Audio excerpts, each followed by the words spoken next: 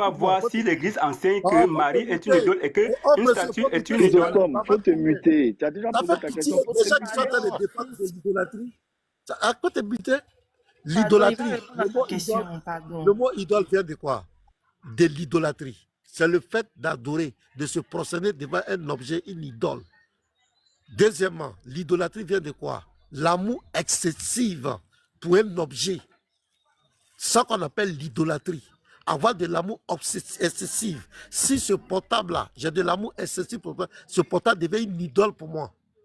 Donc quand vous laissez le Dieu créateur des cieux et de la terre, vous partez vous prosterner devant une image taillée, devant un objet. Parce que ce n'est pas Marie qui est là. Ça, c'est un objet, c'est une femme que vous avez inventée dans vos films. Souvent, finalement, c'est l'image des films de Jésus, là. La femme qui joue le rôle, c'est ça qu'on prend pour venir mettre là. Ce n'est pas Marie, la mère de Jésus, du Messie, jamais. Donc, cet objet dont vous partez, vous faites une vénération, vous lui adressez un culte avec des chapelets, des bougies, vous partez vous prosterner devant elle, devient une idole. C'est une idole. Va chercher le sens du mot idolâtrie, tu vas voir. C'est une idole. C'est un objet que vous avez dessiné, taillé, qui est devenu une idole. Et le fait que vous partez vous prosterner devant ça, vous prosternez devant ça pour lui demander d'intercéder pour vous, pour lui demander de vous exaucer. Pour lui demander de vous exaucer, vous êtes pratiquement des idolâtres pires. C'est-à-dire même les féticheurs du village là sont mieux que vous. C'est de ça qu'on parle. Là, la question moi j'ai bien répondu à ta question. La question qui m'a été posée, est-ce que toi tu t'es une fois prosterné devant la statue de Marie? Il faut répondre à ma question. Ok. Au possible, attends. Chrysostome, le pasteur vient de finir de répondre à ta question. Avant d'argumenter, pardon, réponds à ta question et tu argumentes. Est-ce que tu as déjà eu à te prosterner devant la statue de Marie? On te demande ça et puis tu continues ton argumentation. Voilà, on veut savoir ça. On veut savoir à qui on l'a fait. Aboko, je te respecte beaucoup en tant que chrétien. Mais faites attention quand vous voulez intervenir.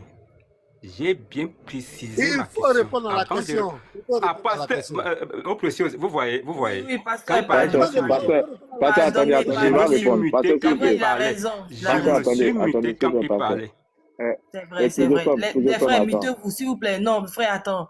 Vas-y, on te coupe, c'est vrai. Vas-y. Tu as raison, ma question n'était pas pourquoi on me fasse un discours sur la définition du mot idolâtrie.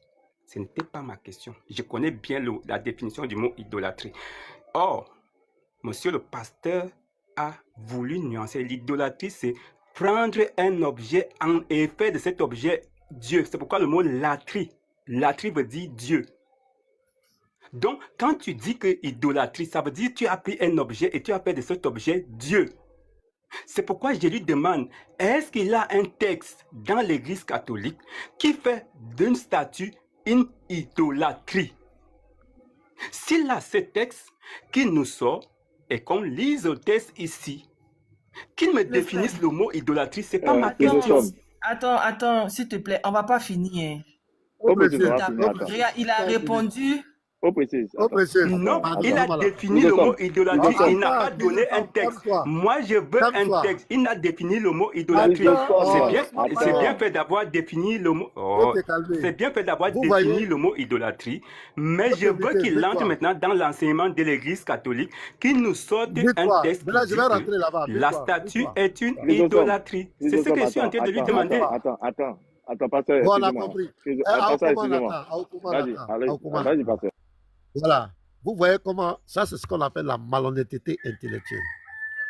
La question que nous on te pose, on t'a demandé, c'est nous on vous demande. Vous vous procédez devant Marie là. Qui vous avez appris? Qui vous a enseigné ça? Parce que ça n'existe pas. C'est une hérésie. Tu me demandes un test. Moi je ne parle pas de test, je parle d'une pratique. C'est pourquoi je t'ai posé toi-même la question, est-ce que tu t'es pas procédé devant la statue de Marie? Tu as vu, non? Tu me demandes de donner un test. Moi, je vais au-delà d'un test. Je parle des pratiques. Les grottes mariales, là, tout le monde voit. Vous vous prosternez devant ça. Même on met des chaises, des trucs, les gens viennent s'asseoir pour lui parler, pour lui adresser des prières. Ça, là, on n'a pas besoin de test. Ça, même, c'est quelque chose qui est visible. Maintenant, tu veux que moi, je te donne une écriture pour dire que si Marie est statue, non, ça c'est être malhonnête intellectuellement. Toi-même, c'est toi-même qui es devant moi, devant tout le monde. Au lieu d'aller chercher, toi-même tu es là. Est-ce que toi, tu te prosternes devant la statue de Marie? Réponds à la question. Chrysostome, s'il te plaît, réponds à la question. Au-delà du test, là, je parle d'une pratique de l'Église catholique. Vous construisez des grottes partout. Dans pratiquement toutes vos églises catholiques, il y a la grotte de Marie qui est là. Elle est là. Parfois, on dit elle pleure du sang. Tout ça, parfois, on dit elle apparaît dans des coins. Ça devient des lieux de pèlerinage. Est-ce que c'est à moi que tu as venu demander de donner test? Ça, c'est des choses qui sont visibles, tout le monde voit. C'est visible. Mais là, moi, je te pose la question, en tant que catholique maintenant, pour aller me dire, il faut chercher, toi-même, tu es là, tu as une expérience visible. Est-ce que toi, tu te prosternes devant la statue de Marie? Voilà où tu ne veux pas répondre, tu es en train de fatiguer les gens. Est-ce que toi, Jean Chrysostome, est-ce que tu te prosternes devant la statue de Marie? Quand tu vas répondre oui ou non, c'est fini. Quelle écriture tu sais? Toi-même, tu as l'écriture. Notre cher pasteur ne sait pas ce que veut dire idolâtrie. Je vais lire l'écriture ici dans Colossiens. C'est la question. Est-ce que tu te prosternes devant Laisse-moi lire l'écriture. Laisse-moi lire. Puisque tu ne m'as pas pu donner l'écriture, tu n'as pas pu donner l'écriture. C'est pas de moi. On ne peut pas te Attends d'abord. Après, tu dis qu'on ne te laisse pas parler. Tu as posé ta question, il t'a répondu. Il te pose une question, tu ne veux pas répondre. Est-ce que tu t'es déjà prosterné devant une statue de Marie? Voilà la question. Oh précieux, il a parlé, il n'a pas répondu à ma question. Il a parlé, il n'a pas répondu à ma question. Laissez-moi aussi parler sans répondre à sa question. Il n'y a pas de je veux répondre à sa question. Laissez-moi aller juste au bout. Pourquoi quand il parlait, vous... Laissez-moi donc... Attends, c'est quand je vais finir que vous allez dire que je n'ai pas répondu à sa question. S'il te plaît. Laissez-moi donc... Laissez-moi aller. Laissez-moi... Attendez. Est-ce que vous pouvez me laisser finir après... Écoute-moi, je sais quand même l'autre nom, pourquoi tu ne m'écoutes pas en fait? Faut m'écouter. J'étais chez vous, c'est vrai. Tout le monde parlait ensemble. Je te l'accorde ça. Mais c'est Excellence qui intervenait toujours pour mettre de l'ordre. Tout le monde parlait ensemble en fait. Moi, je ne veux pas que ça se passe ici comme ça. Je te dois du respect, tu me dois du respect, tu dois du respect à tout le monde. Le pasteur t'a posé une question. Au lieu de revenir sur les définitions, est-ce que tu t'es déjà prosterné devant la statue de Marie? Non, je ne me suis jamais prosterné devant la statue de Marie. Oui, je me suis déjà prosterné devant la statue de Marie. C'est là qu'on a besoin de faire un grand développement. Franchement, je ne comprends pas, frère. Quand même, il faut nous faciliter la tâche aussi. J'avais une motion de 2 minutes. Voilà le pourquoi. Juste une minute, s'il te plaît, Elie. Juste une minute, moi j'ai fini. Une minute, j'ai fini. C'est pourquoi j'ai dit, vous n'écoutez pas, vous voulez tout simplement entendre. Vous n'écoutez pas, vous voulez seulement entendre. J'ai bien dit, la prosternation ne signifie pas une idolâtrie. Pourquoi? Parce que les enfants d'Israël se sont prosternés devant le serpent d'airain. Ce n'était pas une idolâtrie. Première des choses. Deuxième des choses, c'est quoi une idolâtrie? Moi, je suis dans Colossiens 3 au verset 5. Il est dit ceci. Mortifiez donc vos membres terrestres. Fornication, impureté, passion, coupable, mauvais désir et la cupidité qui est une idolâtrie. Moi, je suis dans l'écriture. C'est pourquoi j'ai voulu que le pasteur entre dans nos textes, qu'il nous dise que dans nos textes, puisqu'on se prosterne devant Marie, ça fait une idolâtrie. C'est simple, c'est ce que moi je veux. Je ne peux pas dire non, je me prosterne devant la statue, pas pour prier la statue, pas pour faire de la statue une idolâtrie. C'est faux. Donc, pour mieux comprendre donc pourquoi le catholique se prosterne devant une statue, il faut donc entrer maintenant dans l'enseignement de l'Église. Ne venez pas nous dire ce que vous pensez, c'est ça le problème. C'est ce que vous pensez. Et depuis qu'il parle là, il ne parle que de son propre chef. Et moi, je lui demande le texte. Frère, regarde, écoute-moi. Tu as dit, vous vous prosternez devant la statue. C'est ce que tu as dit. Que ce n'est pas une idolâtrie. Si je me trompe, tu m'arrêtes. Pasteur, il a répondu à ta question. Il dit, il se prosterne devant la statue de Marie, mais ce n'est pas une idolâtrie. Il faut rebondir par rapport à ça. J'espère que j'ai bien retransmis tes propos. Hein. Il dit qu'effectivement, il se prosterne devant la statue de Marie, mais ce n'est pas une idolâtrie. Donc, il faut répondre à ça. Voilà, donc, vous voyez, c'est pathétique. Au lieu de répondre depuis, il était en train de nous fatiguer pour rien. Donc, il se prosterne devant une statue. Lui qui est chrétien, un chrétien, c'est celui qui a reçu le Saint-Esprit. C'est-à-dire que Dieu vit en lui. Il est en communion directe avec le Seigneur. Je parle bien d'un chrétien. Un chrétien qui est né de nouveau. Il a le Saint-Esprit. Il prend le Saint-Esprit, il s'en va se prosterner devant un objet fait de main d'homme. Quelle la question. Il vient de prosterner. Oh, le Lévite, il y a du bruit où tu es là. Maintenant, oh précieuse, pourquoi il va se prosterner? Dieu est déjà en lui, le Saint-Esprit est déjà en lui. Colossiens 2, verset 9 dit, vous avez tout pleinement en Jésus-Christ. Parce qu'il est la plénitude de toute la divinité. Vous avez tout pleinement en Jésus. La Bible nous dit que tout le chrétien là, son salut, tout c'est en Jésus. Lui, il va se prosterner devant une statue. Pourquoi? Une idole. Il va se prosterner devant une statue. Pourquoi? Un objet fait de main d'homme là. Lui, qui dit qu'il est chrétien, il va se prosterner devant cette statue-là. C'est pourquoi? C'est là qu'il va savoir l'idolâtrie maintenant. On va rentrer dans l'idolâtrie. Il va se prosterner devant cette statue-là. C'est pourquoi? Qui lui a demandé de se prosterner devant une statue en tant que chrétien rempli du Saint-Esprit? Qui lui a demandé ça? Il va se prosterner devant cette statue-là. C'est pourquoi? Quand il va répondre à ça, il va comprendre. Donc merci, je me mute. Bon, qui veut répondre? Merci beaucoup. Après, vous pouvez poser. Merci beaucoup. Attends, on va laisser un silence. Il a posé la question et qu'il faut que je réponde. Bon, ok, je laisse Élu, pardon, excusez-moi. Élu. Vas-y. Non, Élu, attends, garde un peu ta motion parce que ça va rester entre les deux en fait. Ou Excellence peut répondre. Ne nous mélangeons pas à ça, s'il vous plaît. Okay, vas-y, frère. Merci beaucoup. Je viens de comprendre que Dieu est merveilleux. Pourquoi? Parce que dans 1 Jean au chapitre 5, au verset 20, il dit « Le Fils de Dieu est venu pour nous donner l'intelligence pour connaître le véritable. » Je m'étonne que quelqu'un ne sait pas faire la différence entre une statue qui n'est qu'un objet et l'idolâtrie. Je suis émerveillé, c'est-à-dire, je tombe de nu. Je viens de lire l'écriture qui n'a jamais dit qu'une statue est une idolâtrie. Pourquoi? Parce qu'il est écrit la cupidité qui est une idolâtrie. Je suis dans Colossiens 3 au verset 5. La cupidité qui est une idolâtrie. Donc si Dieu m'a envoyé son fils, pour que j'ai l'intelligence pour connaître le véritable, je sais donc qui est le véritable. Donc, je ne peux plus prendre un objet comme une idole, une idolâtrie.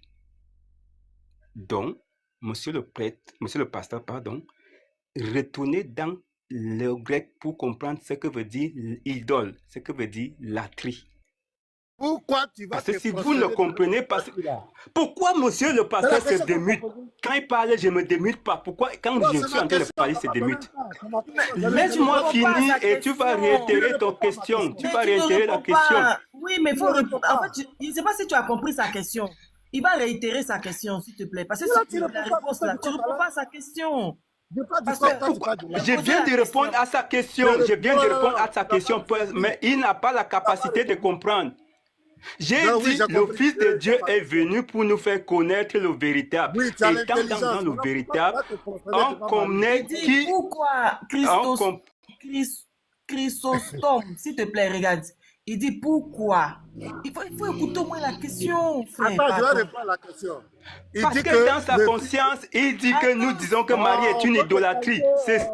Attends d'abord. Il faut laisse ce côté-là d'abord. Je ne comprends pas. Écoute sa question, s'il te plaît. Il vient de dire que l'esprit, le Fils de Dieu lui a donné l'intelligence. Lui, il a l'intelligence, il a le Saint-Esprit. Maintenant, je dis avec ton intelligence, le Saint-Esprit que tu as eu là. Moi, j'ai le Saint-Esprit, il ne peut pas aller me procéder devant une statue. Jamais de la vie. Celui qui se procède devant une statue, c'est qu'il n'est pas intelligent. Il y a un problème qui ne va pas. Parce que la Bible l'appelle insensé. Maintenant, moi, je te pose la question. Pourquoi toi, qui as le Saint-Esprit, tu es intelligent, pourquoi tu vas te prosterner devant la statue de Marie? Voilà ma question, elle est directe. Pourquoi tu te prosternes devant la statue de Marie là? Pourquoi? Réponds. La question est directe. Monsieur l'intelligent, on t'écoute. Parce que monsieur le pasteur est encore dans l'idolâtrie de nos parents, de nos ancêtres. Pourquoi? Parce qu'il n'arrive pas à comprendre que dès qu'on a reçu l'intelligence qui nous vient du Fils, les objets ne sont que des objets, ce ne sont pas les idolâtries. Pourquoi? Parce qu'une idolâtrie veut dire prendre un objet, une chose, et faire de cette chose Dieu. Si tu n'arrives pas à comprendre cette différence-là, je ne sais pas qu'est-ce que je peux encore vous dire. Toi, tu dis que c'est une idolâtrie. Moi, je suis en train de te dire que non, c'est un objet. Comment tu peux me dire que moi, je te dis que c'est un objet et toi, tu me dis que je dois te dire que c'est une idolâtrie? Attends, s'il te plaît. On dit le pourquoi, en fait. Oui, je voulais répondre. Pourquoi? Le pourquoi. Le pourquoi. Ok. Je voudrais savoir où est-ce que c'est. Excellence Satan, il va répondre. Faut pas Non, mais moi, je suis catholique, je peux répondre, c'est pas une mais guerre. attends, comme la question lui est adressée. Mais la question posée aux catholiques, c'est pas une guerre. Il y a des catholiques qui Mais peuvent comme c'est à lui, là, pardon, excellence, tu auras ton temps. On va soigner chacun un à un. Faut t'imiter. Ton là. Le pasteur. On va les soigner. Monsieur le pasteur, quand on te dit que la cupidité est une idolâtrie, ça veut dire qu'on se procède devant une cupidité. Est-ce que quand le Colossien te dit la cupidité est une idolâtrie, c'est parce que vous ne comprenez pas? Laisse-moi finir. Oh, putain. Laisse-moi finir de répondre. Attends, Voilà. s'il te plaît, Je pardon. dis, pourquoi tu te prosternes devant la statue de Marie? C'est ma question que je te demande. Je t'ai posée. Pourquoi tu te prosternes devant cette statue? C'est ce que je t'ai demandé. Je t'ai pas dit si la cupidité est idolâtrie ou bien si sauter en l'air est idolâtrie. Je dis toi qui se stoppe. Pourquoi? Toi, tu es chrétien, tu as le renouvellement de l'intelligence, tu as le Saint-Esprit. Tu dis que tu es enfant de Dieu. Pourquoi tu vas te prosterner devant la statue de Marie? Est-ce que ma question n'est pas audible? Je me prosterne parce que quand je vais, c'est parce que tant on m'a donné telle recommandation, c'est parce que tant on m'a dit ça, il y a tel verset qui m'a dit de faire, tant, ou bien quand je vais, c'est parce qu'elle est comme cela, je dois... C'est comme ça, on répond à une question. Mais tu t'as me dit, c'est la cupidité. Est-ce que moi, je t'ai demandé si cupidité est idolâtrie ou pas? Réponds à ma question. Pourquoi toi, chrétien, tu vas te prosterner devant la statue de Marie? C'est la question que je te pose. Pourquoi? Ok. Vous voyez, on répond, je réponds et le monsieur ne comprend même pas. Je suis en train de dire que la prosternation ne signifie pas idolâtrie. Première des choses. La statue ne signifie pas idolâtrie. Deuxième des choses. Quand vous me posez la question pourquoi je me prosterne, c'est maintenant. Il s'est démuté. Il s'est démuté encore. Il se démute encore. Il se démute encore alors que. Mais écoute, s'il te plaît, écoute. C'est pas sa question. Je suis en train de répondre pourquoi il se démute. Qu'il me laisse aller jusqu'au bout. Attends, est-ce qu'il y a un modérateur qui peut jeter là et puis on va avancer là? Regarde, Christostom là, s'il te plaît. Il dit, ce que tu es en train d'expliquer là, tu n'es pas en train de répondre à sa question. Pourquoi tu le fais? Je le fais parce que c'est écrit ici. Est-ce qu'il m'a donc laissé aller jusqu'au bout de ma réponse? Est-ce qu'il m'a laissé aller jusqu'au bout de ma réponse? Écoute, pardon, franchement, moi-même là, je suis fatigué. On te pose une simple question, tu ne peux pas répondre. Pourquoi tu te prosternes devant la statue de Marie? Je me prosterne parce que si, ça, c'est écrit ou c'est pas écrit ou c'est une tradition ou c'est ceci, c'est fini. Mais venez dire qu'il ne connaît pas l'idolâtrie, il ne connaît pas ceci, il ne connaît pas les mots. On ne veut pas ça. Pourquoi tu le fais? C'est le pourquoi qu'on te demande en fait. Votre problème, parce que vous ne connaissez pas la définition des mots et vous voulez faire des débats inutiles. C'est des débats inutiles. Parce qu'on ne peut pas faire un débat sur des sujets qu'on ne connaît même pas les définitions. C'est la moindre des choses. Excellence. Tu ne peux pas venir parler de l'idolâtrie pendant que tu ne sais pas ce que signifie l'idolâtrie. On n'arrive pas à vous comprendre. Donc vous faites quel débat? Excellence. Quand vous employez, quand vous évoquez des sujets là, maîtrisez vos sujets du fond en tombe. S'il te plaît. Ils n'ont qu'à te donner définition de l'idolâtrie. S'il te plaît. C'est pas la question du pasteur. Le pasteur dit, pourquoi vous vous prosternez? Le pourquoi là, devant la statue de Marie. Voilà sa question. Voilà sa question. On peut répondre. Maintenant, s'il ne veut pas répondre à pasteur, on va changer de personne. Christostom, s'il te plaît, attends-moi, ça devient fatigant. On te pose une simple question, tu fais la genèse de la chose. Pourquoi tu te prosternes devant la statue? C'est tout. Parce que nous-mêmes, on le voit, il y a des grottes partout. Attends, je finis, je te donne la parole. Il y a des grottes partout. Nous-mêmes, nous voyons ça de nos propres yeux. Maintenant, on vous pose la question, pourquoi vous le faites? C'est à vous de nous dire que oui, il y a une écriture qui le dit, c'est fini. Moi, je te réponds directement parce que c'est pas interdit. Maintenant, montre-moi le passage où c'est interdit dans la Bible et puis on discute. C'est pas interdit. Christoson, chose donne ta réponse. Effectivement, c'est là où j'en allais. Et c'est là où j'en allais. Parce que quand vous ne laissez pas quelqu'un développer, enlevez d'abord la nuance que vous ne comprenez pas, ça va poser un problème. Quand je commence, j'enlève d'abord la nuance pour que en chutant, tu puisses comprendre pourquoi moi je dis je me prosterne devant une statue, pas parce que c'est une idole, mais parce que cela n'est pas interdit. La prosternation ne veut pas dire adoration. Chrysostome, il ne veut pas réfléchir. Il faut dire que ce n'est pas interdit. Et puis, ils vont nous montrer où c'est interdit. On discute. On va continuer comme il veut. Maintenant, on entre dans... Vous nous voilà, dites, c'est mon temps, c'est mon temps. Monsieur le pasteur, c'est mon temps. Monsieur le pasteur, on m'a mis le temps, c'est mon temps. C'est mon temps. Même quand c'est mon temps, je suis en train de revendiquer mon temps. C'est mon temps. Pourquoi vous me mutez? C'est mon temps. Et j'ai laissé Excellence pour parler. Ne mutez pas. J'ai laissé Excellence parler dans mon temps. Et maintenant, il se démute. Je veux me revendiquer, on me mute. Pour dire que l'interdiction n'est pas pour se prosterner, mais pour faire de ça une idolâtrie. C'est ce que le frère Excellence est en train de vous dire. Si donc, nous sommes dans l'ignorance, montrez-nous où c'est interdit. Là, nous allons entrer dans les Écritures et on va vous montrer dans les Écritures que les gens se sont prosternés devant des statues.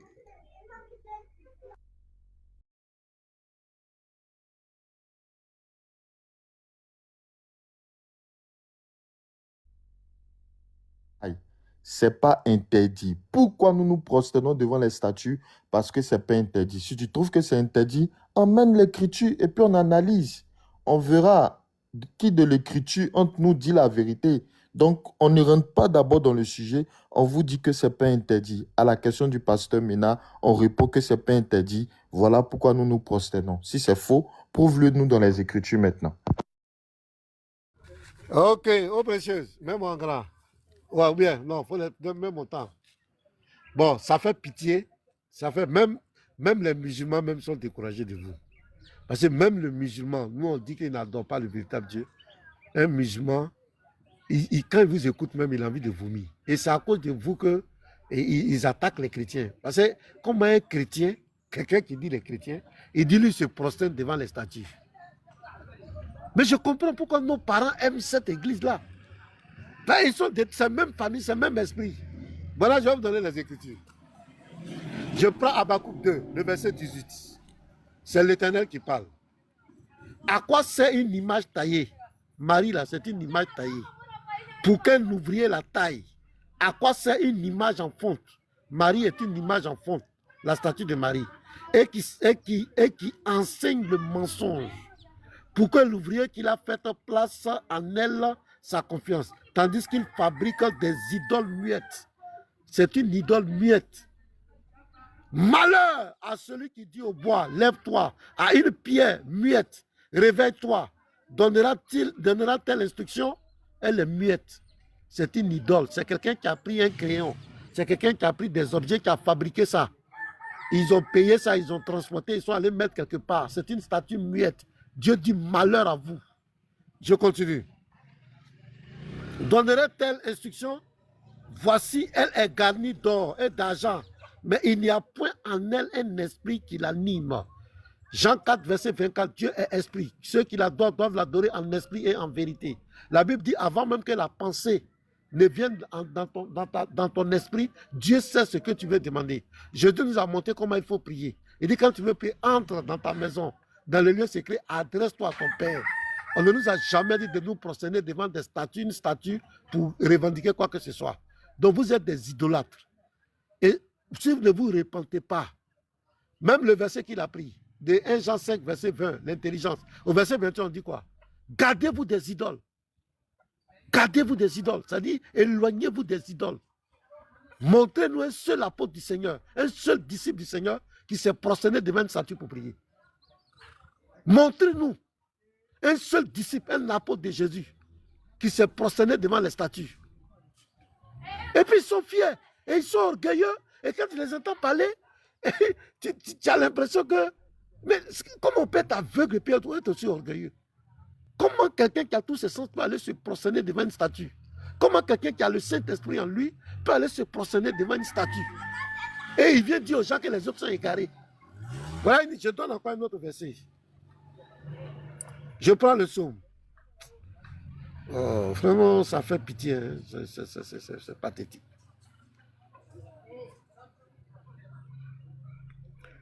Je prends, je viens. Je prends Psaume 115, le verset 3. Bon, je vais prendre déjà le verset 2. Pourquoi les nations diraient-elles, où donc est leur Dieu? Notre Dieu est au ciel et il fait tout ce qu'il veut. Leurs idoles sont de l'argent et de l'or. Elles sont l'ouvrage de la main des hommes. La statue de Marie, là, c'est l'homme qui fabrique ça. Je vous mets au défi. C'est l'homme qui a fabriqué, qui a taillé ses yeux, qui a donné la forme. C'est l'homme. C'est la main de l'homme qui a fabriqué ça. Elles ont une bouche, elles ne parlent point. Elles ont des yeux, elles ne voient point. C'est l'homme qui a tracé bouche là, qui a tracé les yeux. Elles ont des oreilles, elles n'entendent point. Elles ont un nez, elles ne sentent point. Elles ont des mains, elles ne touchent point. Des pieds, elles ne marchent point. Elles ne produisent aucun son dans leur gosier. Il les ressemble, ceux qui les fabriquent. Tous ceux qui se confient en elles là, tous ceux qui se confient en elles là, les ressemblent. Donc Dieu fustige ça. Israël, là, il parle ici à son peuple. Confie-toi en l'Éternel. Il est leur secours et leur bouclier. Donc la statue de Marie, c'est l'homme qui fabrique. C'est un homme qui va tailler. C'est lui qui donne la couleur, la peinture. C'est lui qui fait, c'est l'homme qui fait ça. C'est de l'idolâtrie. Et vous êtes là, au lieu de vous repentir, vous voulez discuter avec nous. Depuis quand la Bible t'enseigne d'aller te prosterner devant les idoles? Depuis quand un apôtre t'a enseigné ça? Vous êtes des idolâtres, au lieu de vous repentir, au lieu de dire, pasteur, je vais te contacter en inbox, tu vas prier pour moi, me faire sortir dans cette affaire. Vous êtes en train de vous, quand ils vont prendre la parole, vous allez voir ce qu'ils vont raconter ici. Donc pourquoi vous prosternez devant une idole? C'est une idole, c'est quelqu'un qui a fabriqué ça. Marie, là, la statue, la grotte là, c'est l'homme qui a menuisé, soit c'est comment on appelle les gens là, ceux qui font les porcelaines là, comment on les appelle même. C'est un gars qui a fait ça, qui a fabriqué ça. Les grottes mariées, c'est un homme qui fait ça. Et vous partez, vous prosternez devant ça. Vous n'avez pas honte. Repentez-vous. Repentez-vous avant qu'il ne soit trop tard. Repentez-vous. Oui, ça fait pitié. Toi qui te prosternes devant une idole, tu dis à quelqu'un qui est conduit par l'Esprit de Dieu qui fait pitié. Ce sont des sculpteurs. Voilà, merci les sculpteurs. C'est un sculpteur qui a fait, c'est ce que Dieu dit ici. Je reprends la lecture. Et puis je m'étais là. Il dit, regarde, notre Dieu est au ciel. Il fait tout ce qu'il veut. Notre Dieu n'est pas une idole. Leurs idoles sont de l'argent et de l'or. Elles sont l'ouvrage de la main des hommes. Vous qui êtes là, vous deux là, est-ce que la statue de Marie dont vous partez vous prosterner là, c'est l'homme qui a fait, mais ce n'est pas l'homme? Répondez-moi, c'est l'homme qui a fabriqué, mais ce n'est pas l'homme.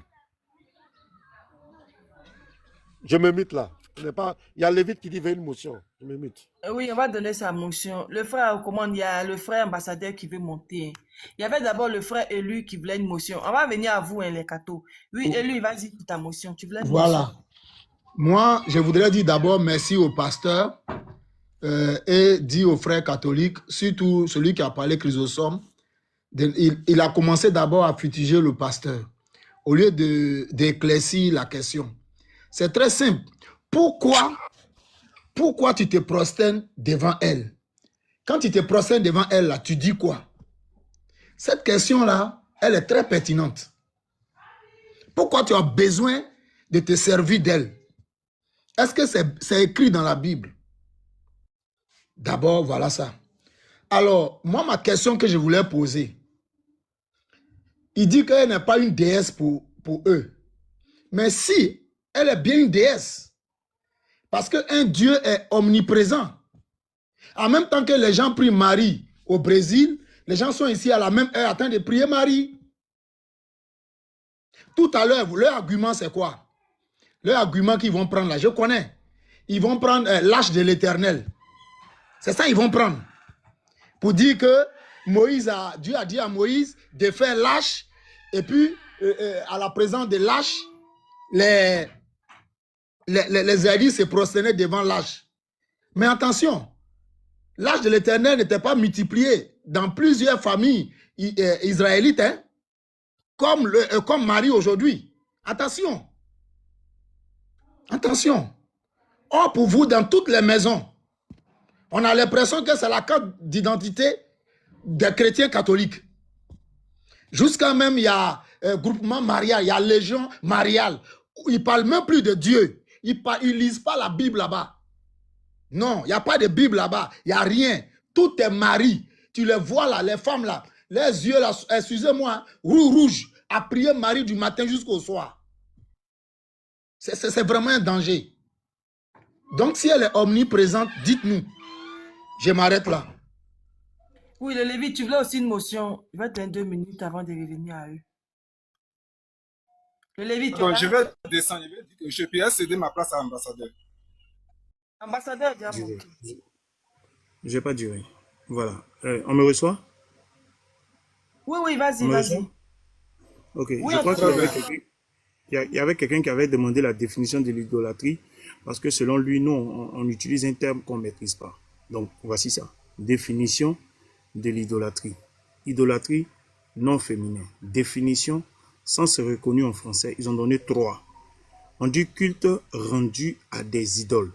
Ils ont expliqué adoration d'objets, d'images et de personnes ou de forces considérées comme divines. Quand on va leur demander, ils vont dire qu'eux, ils n'adorent pas Marie. Donc ça est éliminé. Deuxième, le fait, voilà, fait d'attribuer un caractère divin sacré à ce qui ne l'est pas. Fait d'attribuer un caractère divin sacré à ce qui ne l'est pas. Ils ont donné la définition, rendre un culte, une vénération suprême à autre chose que Dieu. Et c'est sur ça que ma motion va se poser. Est-ce que ces personnes qui défendent ça là, est-ce qu'ils rendent un culte à Marie? Est-ce qu'ils font une vénération à Marie? Parce que l'idolâtrie est définie comme le fait de rendre un culte, une vénération suprême à autre chose que Dieu. À moins qu'ils nous disent que Marie est Dieu. Mais si Marie n'est pas Dieu, alors ils sont dans l'idolâtrie. Parce que la définition de l'idolâtrie implique ce fait-là. Le fait d'attribuer un caractère divin ou sacré. Parce que pour eux, Marie est sacrée. Si donc Marie est sacrée, ils sont dans l'idolâtrie. Donc moi, mon propos est ici, sur cette définition. Est-ce que Marie est sacrée ou a un caractère ou vous un culte à Marie, une vénération suprême à autre personne que Dieu? Voici mon propos, ma soeur ô précieuse. Je veux savoir s'ils sont idolâtres selon la définition. Il nous a traité d'illettrés, hein, qu'on ne connaît pas le terme, on utilise. Or, voici ça ici. Donc, je pose ma question claire, qu'ils me répondent s'ils attribuent un caractère sacré à Marie, ils rendent un culte à Marie, ils font une vénération à Marie, parce que la vénération se fait uniquement à Dieu. Je me mute. Merci. Pardon, il faut lire le 3e point là, Non, c'est attends, intéressant. non. Pardon, Son pardon. temps est fini, son temps est Pas fini. comme ça, oh précieux. Sinon, Son temps est fini. Mais c'est ce qu'ils sont en train de dire, Excellence. Il dit son temps est fini. Je suis en train de reprendre lui, non. Il dit son temps est fini. Donc,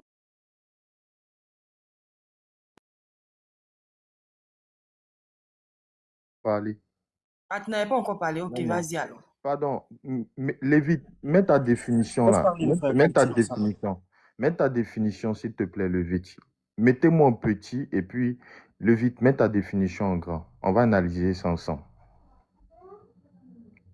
Le Lévi, tu veux. Bon, ok, vas-y. Voilà, mets-le en grand, mets-moi en petit. Voilà. Je vais répondre directement à lui qui était passé avant le Lévite. Déjà, quand nous disons Marie, elle est dans la vision béatifique. Et dans la vision béatifique, l'Église ne dit jamais qu'elle est omnisciente, omnipotente, omniprésente. Ce sont des attributs qui sont réservés à Dieu seul. Mais parce qu'elle est dans la vision béatifique, elle est unie à la gloire de Dieu. Et Dieu peut lui faire voir ce qu'elle veut. Même les saints, dans la vision béatifique, c'est Dieu qui leur permet de voir ce qu'elle veut. Voilà pourquoi un saint peut entendre les prières de tous les chrétiens, parce que c'est Dieu qui a cette capacité-là de leur montrer la prière de tous les saints comme il veut. C'est ce qu'il faut comprendre et c'est ce que l'Église dit. Maintenant, Lévi, je reviens à toi. Tu prends la deuxième définition. Tu dis l'idolâtrie, le fait d'attribuer un caractère divin sacré à ce qui ne l'est pas. Mais en quoi est-ce que nous on attribue un caractère divin à Marie? On ne dit pas que Marie a la nature divine. On te dit rendre un culte, rendre un culte, une vénération suprême à autre chose que Dieu. On a 3 types de vénération. Écoute, on a 3 types de cultes chez nous. On a la latrie. Ça, c'est le premier culte qui est réservé à Dieu seul. Et ce culte-là n'est pas partagé. Donc déjà, ta deuxième définition est fausse parce que le culte suprême ici est rendu à Dieu. Maintenant, la deuxième définition, le culte de l'hyperdulie que Marie reçoit, c'est un culte d'honoration. C'est un culte d'honoration. Voilà, on l'honore parce que dans Luc, elle dit « Désormais, tous les âges me diront bienheureux ». Cela n'a rien à voir avec ce qu'on appelle une idole ou une idolâtrie. Ce que vous ne savez pas, quand on parle d'idolâtrie, on a la présence ici d'un objet, d'une statue qui fait allusion au vrai Dieu, mais qui n'est pas le vrai Dieu. À aucun moment, l'Église catholique n'a pris Marie pour Dieu. Et quand on parle d'idole, Excellence, comme tu m'as demandé d'ouvrir ma caméra. Non, tu m'as demandé d'ouvrir ma caméra. Tu m'as demandé d'ouvrir ma caméra. Mute-toi. Quand on parle d'idole, c'est toute représentation, toute statue, tout objet qui fait allusion au vrai Dieu, mais qui n'est pas le vrai Dieu. Et nous, la statue de Marie ne représente pas le vrai Dieu. Marie n'est pas considérée comme une déesse, donc elle n'a pas un caractère divin. Voilà, elle n'a pas la nature divine au même strict que Dieu. Et de deux, le culte de latrie, c'est le culte qui est réservé à Dieu seul. Et cela n'est pas négociable dans la doctrine de l'Église catholique, à moins que vous me le montrez. Maintenant, le culte de Julie, c'est le culte de l'honoration. On l'honore parce que Dieu nous dit d'honorer nos parents. À plus forte raison, la mère du Christ, elle mérite l'honoration. Si tu ne peux pas honorer la mère du Christ, je ne pense pas que toi-même tu puisses honorer ta vraie mère. Voilà. Et nous, on est dans l'évangile parce que Dieu nous demande d'honorer nos parents. Et Dieu dit, le Christ dit à la croix, fils, il dit à Jean, Jean, voilà ta mère, mère, voilà ton fils. Et tout disciple bien-aimé pour Christ de Christ a automatiquement Marie pour mère. Si toi, tu n'es pas bien-aimé du Christ, c'est que tu ne peux pas recevoir Marie comme mère chez toi. Et en retour, Marie est confiée, et Jean est confié à Marie comme étant son fils. Donc, l'Église catholique est pleinement dans l'évangile de Jésus-Christ. Voilà, on n'est pas dans de l'idolâtrie. Sinon, on pourrait dire que Josué s'est prosterné devant l'âge de l'Alliance. Tu dis, le pasteur Mena a pris la parole, il dit les fonds taillés. Mais les chérubins qui étaient juste là de l'Alliance, ils étaient taillés. Ce sont des animaux célestes. On dit David a dansé devant l'âge de l'Alliance jusqu'à ce que sa femme Milka même était irritée. Jusqu'à ce que sa femme Milka dit, qu'est-ce que tu es en train de faire là? Il dansait de toutes ses forces devant l'âge de l'Alliance. Josué se prosterna devant l'âge de l'Alliance. Abraham se prosternait devant des anges. Abraham était idolâtre. Est-ce que Abraham était idolâtre lorsqu'il se prosterne devant des anges? Est-ce que Josué était idolâtre lorsqu'il se prosterne devant un objet sculpté par Moïse? Est-ce que David était idolâtre lorsqu'il se prosterne devant un objet sculpté par Moïse? À un moment, ayons raison, garde. On va vous enseigner, l'adversaire catholique. On va, comme vous ne voulez pas, on va vous enseigner sérieusement. Sérieusement. Ce n'est que le début. Ma soeur, pardon, permets-moi, hein, je sais que les autres veulent parler, mais permets-moi, je vais ouvrir ma caméra rapidement. Excusez-moi, je vais ouvrir ma caméra rapidement. Voici le verset qui prend, le verset de Luc, où il est dit ici, parce qu'il a jeté les yeux sur la bassesse de sa servante, car voici désormais toutes les nations, c'est-à-dire toutes les générations me diront bienheureuses. C'est ce verset ils prennent, hein, c'est pas ça? Ça là, Jésus n'était pas encore né. Jésus n'était pas encore né, il était encore dans le ventre de sa maman. Il n'était pas encore né et cette parole est sortie parce qu'il a jeté les yeux sur la bassesse de sa servante, car voici, désormais toutes les nations me diront. Donc c'est Marie qui parle ici. C'est Marie qui parle. Quand Jésus va naître, nous sommes dans Luc 1. Luc 1. Quand Jésus va naître, c'est-à-dire, on va dans Luc 2, dans Luc 11. Voici ça. Luc 11. Jésus est né, il a commencé son ministère et consort. Regardez.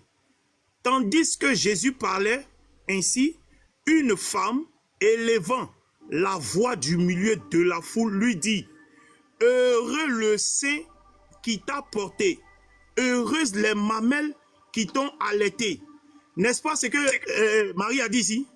C'est pas ce que Marie a dit ici? Voici ça, la femme la reprend ici. Heureux le sein qui t'a porté. Heureuse les mamelles qui t'ont porté. Voici la réponse de Jésus. Et il répondit, puisque c'est à Jésus elle parle, tandis que Jésus parlait, une femme élevant la voix du milieu de la foule dit, Jésus va répondre. Il répondit, heureux plutôt. Je reprends. Heureux plutôt ceux qui écoutent la parole de Dieu et qui la gardent. Jésus dit, pendant que cette femme, Marie elle-même a dit que les nations vont lui dire, bienheureuse là, quand Jésus naît, puis vient, puis commence son ministère là, Jésus, la femme là répète ce que Marie avait dit. Heureux le sein qui t'a porté, heureuse les mamelles. Jésus répond, le maître en question, le patron, le boss, il dit heureux plutôt. Plutôt, c'est en français. Heureux plutôt ceux qui écoutent la parole de Dieu. Comme pour abroger ce que Marie elle-même elle avait dit. Il dit heureux. Oh, monsieur, mute-toi, mute-toi, mute-toi. Est-ce que Mute-toi, Marie impoli. n'écoute pas la parole de Mute-toi, Dieu? impoli. Bon, je vais te muter, mute-toi. Je vais te muter, impoli. Quand il parlait tout de suite, Il est KO, il est KO. mute-toi, mais mute-toi. Tant Même que tu impoli. te Ah, tu es trop mute-toi, impoli. mute-toi. Mute-toi, oh. Je vais te jeter, hein. Moi, je ne vais pas m'amuser, hein. Je vais te jeter, hein. Ok, je reprends. Marie qui a dit ici que les nations vont lui dire bienheureuse là. Ce que tu as évoqué là, l'argument que tu as pris là. J'ai dit Jésus rentre en scène. Je suis dans le même Luc là. Il n'a pas bougé. Je suis dans Luc. Jésus rentre en scène. Là-bas, il n'était pas né. Donc, il ne peut pas parler. Il n'était pas né quand la femme là disait ça. Quand Marie disait là. Il n'était pas né. Voici ce que Jésus va répondre quand ils vont lui sortir le même argument que tu viens de sortir là. Donc, je te le sors. Jésus dit heureux plutôt. C'est français? Heureux plutôt ceux qui écoutent la parole de Dieu. Donc, ce qu'elle a dit là, c'est caduc. Parce que Jésus dit plutôt en français, c'est clair? En français, c'est plutôt, ça veut dire quoi? Plutôt, ça veut dire quoi? Maintenant, j'ai fini par là. J'ai fini avec la définition. Regardez, il a marmaillé ici. Définition d'idolâtre, regardez. On dit le fait d'attribuer un caractère sacré, un caractère divin ou sacré à ce qui ne l'est pas. Et puis ils ont donné, on dit rendre un culte, il y a virgule. Donc, si vous rendez un culte simplement, vous êtes des idolâtres. On dit rendre un culte. Après, on dit une vénération suprême. Donc, il est venu s'accrocher sur vénération suprême là, à autre chose là. Mais il y a ça là-dedans. Il y a rendre un culte. Vous êtes des idolâtres parce que vous rendez culte à Marie. On dit, c'est dans la définition de l'idolâtrie. Vous êtes des idolâtres. Donc, désormais, il ne faut plus utiliser l'argument de heureux, bienheureux. Jésus dit heureux plutôt. Je me mute, pasteur, vas-y. Et tout à l'heure, j'ai ri jusqu'à fatiguer. Il dit, Oh précieuse, attends, oh, tais-toi, s'il te plaît, tais-toi. pasteur. Oh précieuse, je crois qu'ils Mais ont parlé. toi, je vais parler. Ils ont parlé et la parole était de notre côté et Lévite. C'est pas de ton côté, mets-toi. Voilà. Tout à l'heure, il disait que Jésus a dit à Marie, voici ton fils, et il a dit à Jean, voici ta mère. Maintenant, Jean là, où il a fabriqué une statue de Marie pour se prosterner. Et c'est là, c'est pourri. Et puis l'orgueilleux, c'est l'adversaire catholique, un adorateur d'idole. Moi, quand tu t'écoutes, tu me fais tellement rire. Je sais pas. Quand tu es ignorant, et tu sais pas que tu es ignorant, et tu crois que c'est les autres, cette maladie-là, on ne peut pas soigner. Hein? L'orgueil. Oh. Regardez ce que la Bible dit ici. Lévitique 26, verset 1. Vous ne vous ferez point d'idole, ni de statue pour vous prosterner devant elle. Je pose la question à tous les 271 personnes qui sont là. Est-ce que ce verset-là, c'est la parole de Dieu? Il dit, vous ne vous ferez point d'idole, hein, ni de statue, pour vous prosterner devant elle là. C'est l'Éternel qui parle ici. Les catholiques là, les deux là, pourquoi vous violez ce commandement de Dieu? Dieu dit, vous ne vous ferez point d'idole, ni de statue pour vous prosterner devant elle là. Vous avez fait statue de Marie, idole de Marie, et vous vous prosternez devant elle. Vous voyez comment vous êtes des païens? Et vous voulez prendre l'exemple de l'âge de l'Alliance. L'âge de l'Alliance était le symbole de la présence de Dieu au milieu des enfants d'Israël. Et quand les enfants d'Israël partaient devant l'âge de l'Alliance, ils ne partaient pas dire l'âge de l'Alliance, il faut nous sauver, il faut nous délivrer. Non, jamais. Il ne s'adressait pas un culte à l'âge de l'Alliance, jamais. L'âge de l'Alliance, c'était le symbole. Et après, même l'âge de l'Alliance va être détruit. Et même quand les enfants d'Israël ont pris l'âge de l'Alliance pour aller chez les Philistins, ils ont perdu. Dieu leur a montré le symbole qu'ils ne pouvaient pas idolâtrer l'âge. Donc, il ne faut pas mélanger les choses.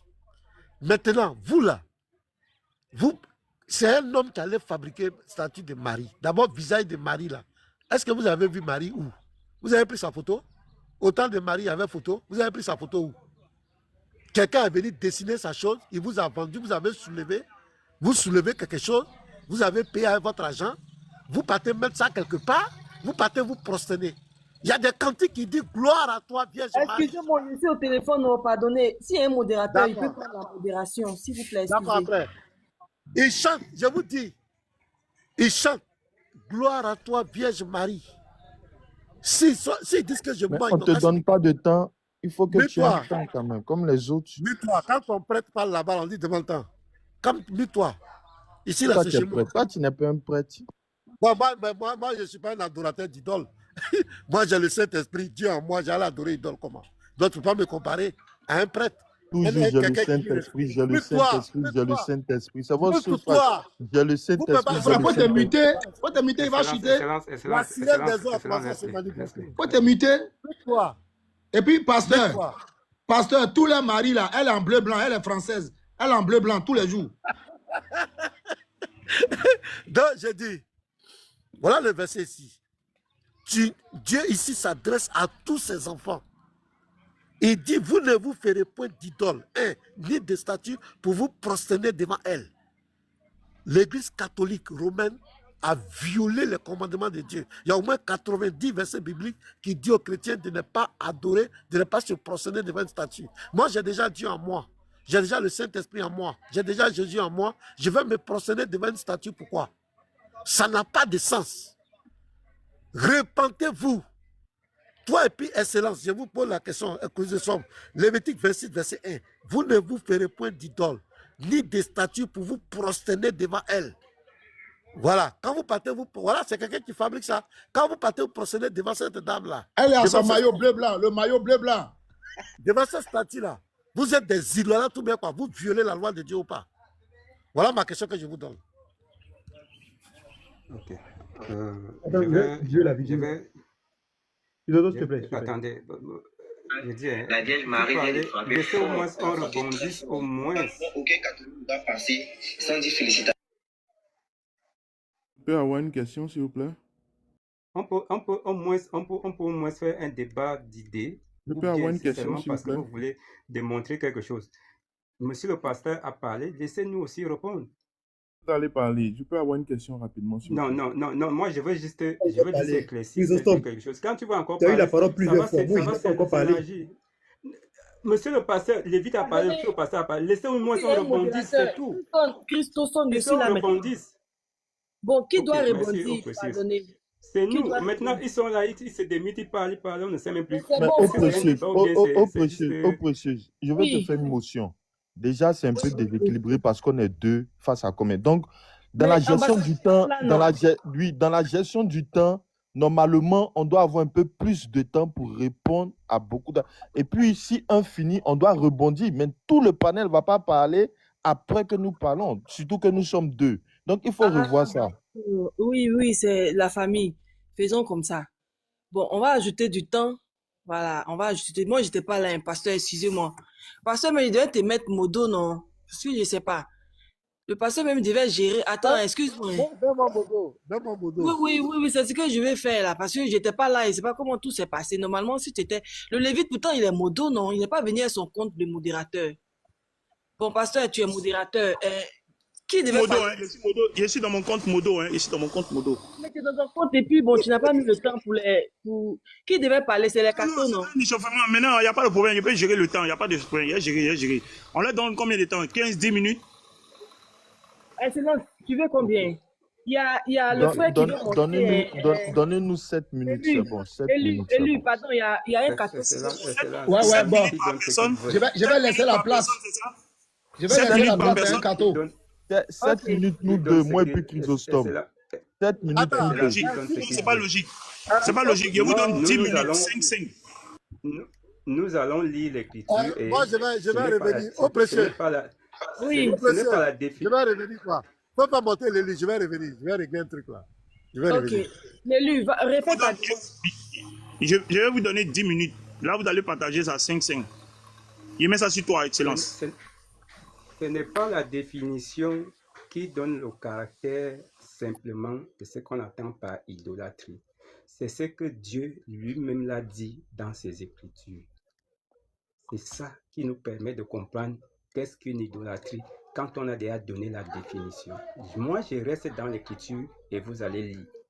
Je suis dans Exode 32 et vous allez voir pourquoi on parle de l'idolâtrie. Chapitre verset 1. Quand le peuple vit que Moïse tardait à descendre de la montagne, le peuple s'assembla auprès d'Aaron et lui dit, allons, fais-nous un Dieu. Je vais vous poser la question. Qui de l'Église catholique dit que Marie est un Dieu? Première des choses. Deuxième des choses, qu'il aille devant nous, car ce Moïse, l'homme qui nous a fait monter du pays d'Égypte, nous ne savons pas ce qu'il est arrivé. Je descends tout simplement et je lis le verset 4. Il reçut l'or de leurs mains et le fit fondre dans un moule et en fit une statue de veau. C'est ce qu'il nous reproche. C'est simple. On a fait une statue de Marie. Mais continuons maintenant la lecture. Qu'est-ce que le peuple dit? Alors il dit, voici ton Dieu Israël, celui qui t'a fait monter du pays d'Égypte. C'est ce qu'on appelle idolâtrie. Quand tu fais d'une statue Dieu, c'est ce qu'on vous dit depuis et vous êtes tellement, c'est-à-dire, je ne veux pas utiliser le terme, vous êtes tellement obsédé par le mot statue que vous faites de toute statue une idole. Or, c'est ce que tu fais. Tu dis de cette statue-là qui fait de cette statue une idole. Voici ce qui est écrit ici. Voici ton Dieu Israël, celui qui t'a fait monter du pays d'Égypte. Est-ce que nous vous avons déjà dit un jour, Marie, voici c'est ton Dieu qui t'a fait naître? Non, je ne peux pas dire c'est blasphème. Je ne peux pas. Parce que chez nous, ça n'existe pas. Et on veut vous faire comprendre que du moment où le Christ est venu, il nous a donné l'intelligence de connaître le véritable. Et dans l'Église catholique, nous connaissons le véritable. Pourquoi? Parce qu'on ne nie pas le Fils.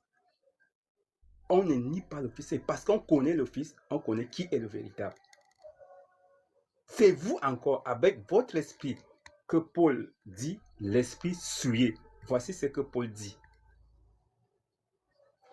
Pour nous, en tout cas, il n'y a qu'un seul Dieu, le Père, de qui vient tout et vers qui nous sommes.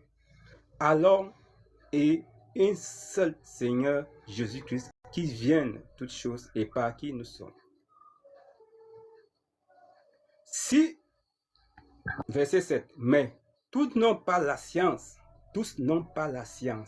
Certains, par suite de leur fréquentation encore ressentent des idoles, mangent les viandes immolées comme telles et leur conscience qui est faible s'en trouve souillée. C'est ce qu'on vous dit. C'est-à-dire vous avez encore cette pensée d'idole comme si une statue est une idole. Alors c'est ce que tu fais de la statue qui est une idole. Si tu dis à la statue, voici mon Dieu, alors tu fais de cette statue une idole. Et c'est ce que Dieu interdit. Le pasteur tout à l'heure a lu Habakkuk. Habakkuk te parle de l'argent. Est-ce que quand tu prends, c'est pourquoi j'ai lu Colossiens 3 au verset 5 tout à l'heure, où on te dit que la cupidité est une idolâtrie. Pourquoi? Parce que tu fais de l'argent une idolâtrie. Tu aimes l'argent plus que Dieu. Or, tu peux casser la statue de Marie, aucun catholique ne peut s'énerver. Il ne va jamais s'énerver parce que pour lui, c'est juste un objet que tu es en train de casser. Sa foi se trouve ailleurs. Donc, la statue n'est pas une idolâtrie. comprenez bien quand vous lisez vos Écritures. Comprenez bien quand vous lisez et D'accord. écoutez ce que Dieu dit. D'accord. Je vais prendre... Moi, j'ai tellement mal hein, quand à les entendre. C'est écrit ici, je réponds rapidement au Lévite. Lévite dit, tandis que Jésus parlait ainsi, une femme élevant la voix au milieu de la foule et dit, heureux le sein qui t'a porté, heureuses les mamelles qui t'ont allaité. On parle de Marie. Il répondit, heureux plutôt ceux qui écoutent la parole de Dieu et qui la gardent. Et il se met à rire. Mais Marie n'écoute pas la parole de Dieu. Marie est la mère des croyants. Après Abraham, c'est Marie qui a une plus grande foi. Elle sacrifie sa jeunesse par l'annonciation. Quand l'ange lui dit, tu seras enceinte, tu enfanteras le Fils de Dieu, elle croit. C'est elle qui croit. Ce verset-là ne s'applique pas à elle. Vous venez débattre, vous venez rire pour des choses que vous ne maîtrisez pas. Marie a cru. Marie a cru à son enfant et Marie était à la Pentecôte. On te dit, heureux plutôt ceux qui écoutent la parole de Dieu et qui la gardent. Marie n'a pas gardé la parole de Dieu. Marie n'a pas gardé. Quand l'ange lui a annoncé la parole, elle n'a pas gardé. Tu ne sais pas de quoi tu parles. Je reviens ici. Le pasteur est parti, mais c'est vraiment dommage parce qu'il parle de l'idolâtrie. Vous ne connaissez pas ce mot-là. Sinon, l'âge de l'alliance n'était pas Dieu. Hein. L'âge de l'alliance n'était pas Dieu. L'âge de l'alliance symbolisait la présence de Dieu, mais l'âge de l'alliance n'était pas Dieu. Mais on voit David qui danse devant l'âge de l'alliance. On voit tout l'honneur que le peuple Israël accordait à l'âge de l'alliance. Pourtant, l'âge de l'alliance n'était pas Dieu. Que répondez-vous à ça? Voilà, regarde. C'est écrit ici, dans Deutéronome 6, verset 13. Tu adoreras Dieu seul et tu lui rendras un culte.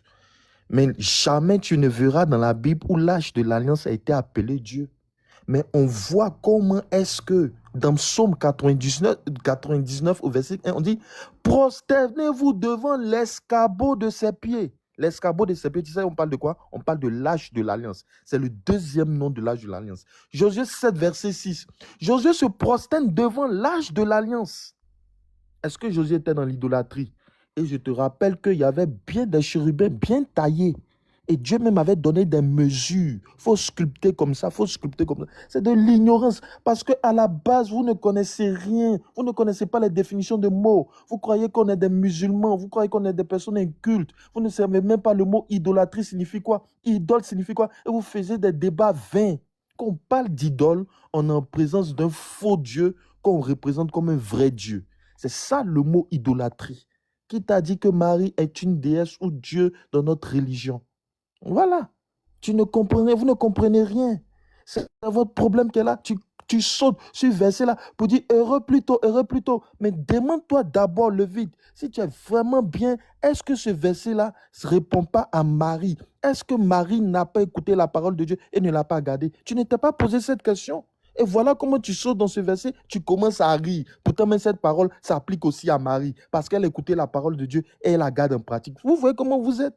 Dans le déni, vous ne connaissez pas nos tests, vous attaquez n'importe comment. Jamais l'Église catholique n'a dit que Marie est Dieu. Jamais l'a pris comme une déesse. L'adoration est réservée à Dieu seul. C'est le culte de l'atrie. Vous allez nous attaquer sur quoi? Venez, on va vous enseigner. Venez, parce que à force d'être concentré sur les musulmans, vous ne connaissez rien de la spiritualité chrétienne. C'est votre problème qui est là. C'est votre problème qui est là. Et le pasteur parle, idolâtrie, idole. On dit, donne définition d'idolâtrie maintenant, tu ne peux pas répondre. Tu dis que chrétien catholique est idolâtre, Chrétien catholique t'a déjà dit qu'il prend Marie pour Dieu. Il t'a déjà dit, statue que tu vois là, que c'est Dieu. Et il demande où on a vu le visage de Marie. Mon frère, la première peinture de la Vierge Marie, vous savez, ça a été fait par qui? Ça a été fait par l'évangéliste Luc. Allez chercher ça sur Internet. C'est Luc qui peint pour la première fois la Vierge Marie. Allez étudier. Allez étudier. L'évangéliste Luc, c'est Luc et son évangile même. Quand il dit au début de son évangile que après avoir effectué des recherches, je me suis mis à écrire, il a effectué ces recherches qui, une bonne partie de son évangile, il les reçoit au pied de la Vierge Marie. Voilà pourquoi la nativité de Luc concernant la naissance du Messie est encore plus complète par rapport aux autres évangiles. Parce que lui, il la reçoit direct. Allez étudier. Allez étudier. Quand on aura un débat sérieux, on va faire vous sortir toutes ces sources-là. Et puis vous allez comprendre. C'est lui qui peint pour la première fois la Vierge Marie. Laisse-moi finir en lisant l'Écriture. Je suis dans Luc, effectivement, comme tu viens de lire, Luc 2 au verset 35. Et toi-même, une épée te transpercera l'âme, afin que se révèlent des pensées des biens de cœur. Et Jean, qui a reçu la Vierge Marie, dit ceci. Dans Apocalypse 12 au verset 35, il dit, dans Apocalypse 5 au verset 12 au verset 37, il dit, verset 17, alors furieux contre la femme, le dragon s'en alla et guerroyait contre le reste de ses enfants, ceux qui gardent le commandement de Dieu et possèdent le témoignage de Jésus. Monsieur, le temps est fini. Le temps est fini. Je peux commencer Quand on lit la parole, on écoute. Attendez. Le temps est fini, monsieur. Je ne savais pas que le temps est fini. J'étais en train de lire. Oui, mais c'est pour ça. Mais c'est pour ça que je vous interpelle. Je vous interpelle. Aïe. Le temps est fini, je ne sais pas. Donnez-moi 30 secondes, pardon. Oui, Frère Dim, non, je vais te donner. Frère Dim, je vais te donner la parole même. Je vais te donner la parole même. Donc je vais mettre.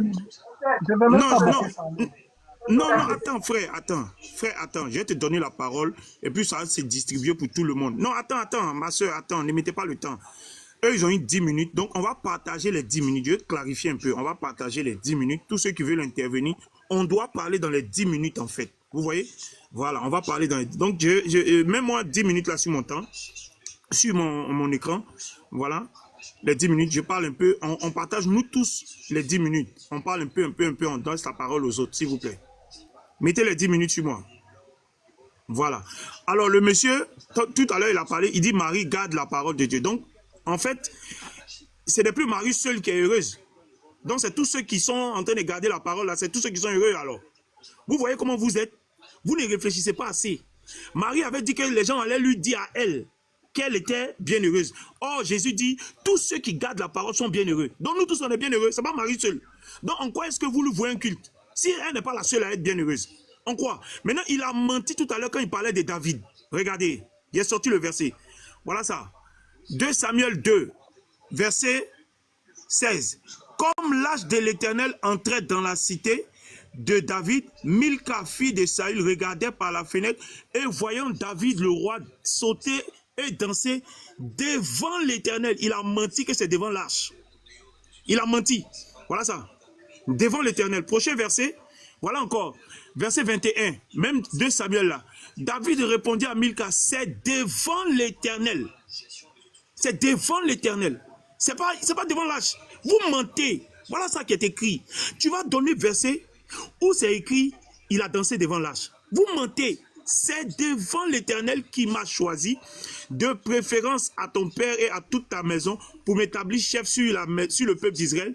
Sur Israël, c'est devant l'Éternel que j'ai dansé. Arrête ça, frère. Arrêtez de mentir. Nous tous, là, on est bien heureux parce qu'on garde la parole. Nous tous. Allez-y, les frères. Dims, faut parler. 2 minutes. Oui, en fait, moi, je vais juste demander au frère qui a parlé, le frère Excellence. Il avait dit que les recherches que Luc avait fait, c'était au pied de Marie. Je demande pardon. Qu'il parte nous montrer le verset, pardon. Parce qu'on est dans un débat sérieux et tu ne peux pas venir là pour raconter ce que tu as raconté là et puis partir indemne. Et si tu ne montres pas ça, il ne faut plus jamais dire ça. Sinon, le Seigneur va te frapper. Parce que tu es en train de commettre une abomination. Et si tu ne peux pas montrer le... Oui, attendez, donne-moi. Voilà, j'ai mon écouteur là qui déconne un peu. J'étais en train de dire que le frère, il a dit Luc avait fait des recherches auprès de Marie. Et je veux, demander une doléance. Le temps que nous on a là, on va lui donner ça, il va nous montrer la place où Luc a dit que c'était au pied de Marie. Il avait fait ces recherches-là. Parce que Luc a bien dit qu'après avoir fait des recherches suivies, il m'a été donné de t'exposer au excellent Théophile. Maintenant, comme il dit que c'est au pied de Marie, je pense que comme Luc a parlé de Théophile, il a aussi parlé de Marie. il peut nous montrer ça. Je demande pardon à tous les frères. Je ne veux pas qu'on parle pour rien.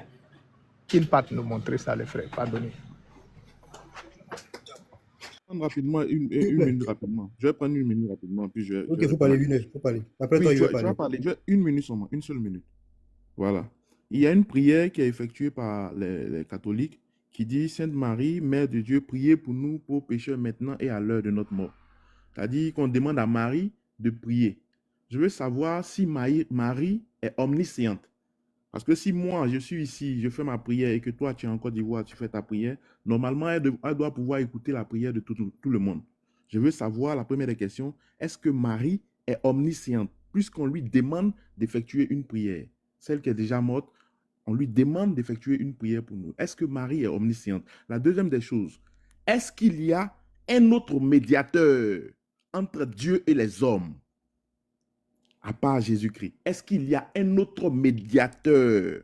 Je veux savoir, c'est mes deux questions, avant que je ne passe sur les histoires d'idoles. Ma première question, c'est de savoir, est-ce que Marie est omnisciente? Parce qu'on lui adresse des prières, on lui demande de prier pour nous. Donc, si on demande à quelqu'un de prier, ça veut dire que la personne nous entend et que la personne va le faire. Donc, elle est omnisciente, elle entend. Maintenant, la deuxième des choses, est-ce qu'il y a un deuxième médiateur ou bien un autre médiateur entre Dieu et les hommes? Répondez à ma question et puis je vais avancer. Je vais m'arrêter là pour le moment. Au fait, la question que le pasteur a posée là, ils n'ont pas eu le culot de répondre. Pourquoi vous vous prosternez là? Et le culot de répondre que c'est pour aller demander quelque chose à Marie, c'est pour aller la prier. Parce que souvent on a les vœux à faire. Souvent on a les vœux à faire. Donc voici pourquoi on s'en va vers la Vierge Marie. Pourquoi on n'a pas eu le culot de dire non, c'est pas interdit? Non. Regardez la vidéo de Segano. Vous savez que ceux qui sont ivoiriens le connaissent. Je vais mettre ça rapidement. Regardez ce catholique là. Il parle à la gloire de Marie. Hein. Regardez bien. Et puis ça va sur la vidéo de Segano. Normalement, aucun catholique ne doit passer sans dire félicitations à notre frère Segano qui vient de remporter un magnifique prix. Lors de sa récompense, à écouter son discours, écoutez ses remerciements seulement. La Vierge Marie vient de frapper fort. Elle a frappé. Il dit la Vierge Marie vient de frapper fort. Marie qui est un être humain simple, chrétienne comme nous, qui n'est pas omniscient comme ce que le frère vient de dire là, qui n'est plus sur la terre. Elle peut faire quelle œuvre encore sur la terre? C'est pas possible. Le frère Excellence, c'est pas possible. Elle ne peut pas faire une œuvre encore, c'est fini. Elle ne peut rien faire. Même Abraham où il est là, il ne peut rien faire encore. C'est Jésus seul qui peut tout faire actuellement. Parce qu'il est toujours vivant. Il va finir à lire le verset. Regarde, elle a frappé fort comment? Normalement, aucun catholique ne doit passer sans dire félicitations à notre frère Segano qui vient de remporter un magnifique prix. Lors de sa récompense, à écouter son discours. Segano rend hommage à la Vierge Marie lors du prémute. Écoutez ses remerciements seulement. Merci au commandant Jésus-Christ de Nazareth. Merci Seigneur. Pour les larmes de sang de maman Marie. Merci en tout cas, Seigneur. il a dit merci. Tu as vu? Il dit merci à Jésus-Christ et puis merci à même temps maman Marie. Donc ça dit que quoi? Donc Jésus partage sa gloire quoi, à maman Marie avec sa créature, c'est ça? Dieu ne partage jamais sa gloire. Pourquoi vous soutenez de telles choses? C'est pas possible. Il dit, quoi que vous demandez, tout ce que vous demanderez en mon nom, je le ferai. Lui Jésus là, lui Jésus va le faire. Maintenant, comment se fait-il que vous allez passer par Marie pour aller prier? Quand le pasteur a posé la question, pourquoi? Vous dites que c'est pour aller la prier, vous demandez des choses pour qu'elle nous réponde. Pourquoi vous n'avez pas dit ça cause, c'est pas interdit? N'ayez pas peur. On n'adore pas Marie. Où est le verset qu'il y a apprêté là? Il va fermer la croyance. Frère, fais vite. Nous aussi, on va avoir une minute. Par le pasteur en bas. Ok, je lis rapidement.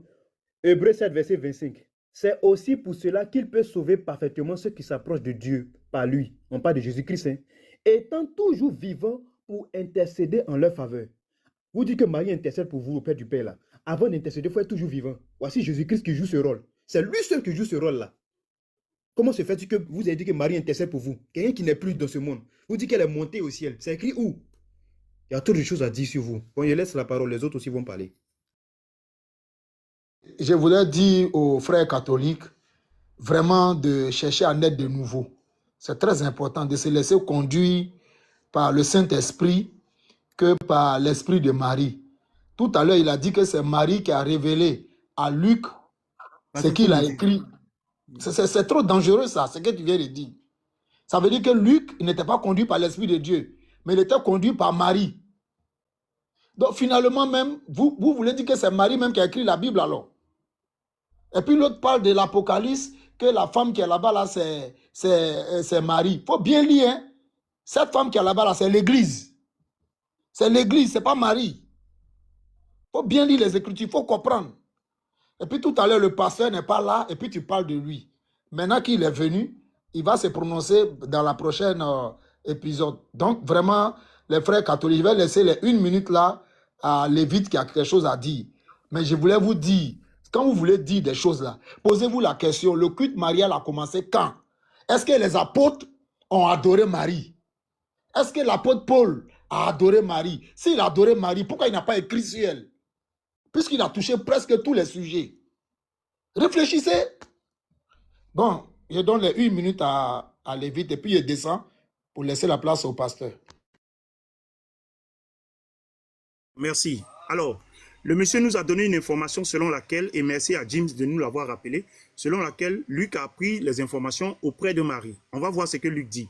Plusieurs ayant entrepris de composer un récit des événements qui se sont accomplis parmi nous, suivant ce que nous ont transmis ceux